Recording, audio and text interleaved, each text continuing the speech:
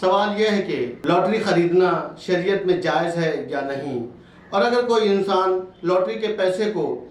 کسی نیک کام میں خرچ کرنے کے لیے خریدے تو کیا اسلام اور شریعت اسے اجازت دیتی ہے یا نہیں؟ شریعت کے مطابق وہ لاٹری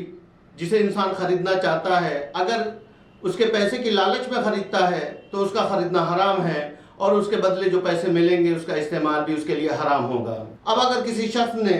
انجانے میں لاٹری خرید لی ہو اور لاٹری میں اس کا نام نکل بھی گیا ہو تو یہ دیکھنا ہوگا کہ وہ لاٹری جس نے لانچ کیا اگر وہ سرکار ہے تو جو پیسہ اسے ملے گا وہ شریعت کی نظر میں مجہول المالک، یعنی اس کا کوئی مالک نہیں ہے، اور ایسے پیسے کے استعمال کے لیے اسے حاکم شرع سے اجازت لینی ہوگی۔ لیکن اگر وہ لاٹری جس نے لانچ کی ہے وہ سرکار نہیں ہے بلکہ عام کمپنیاں ہیں تو ایسی صورت میں اسے اس بات کا یقین ہونا چاہیے کہ وہ لاٹری جن لوگوں کی ہے وہ اجازت دیتے ہیں کہ اسے وہ پیسہ استعمال کر لے اور اس کے استعمال کرنے میں ان کی طرف سے کوئی پرابلم نہیں ہے، تو ایسی صورت میں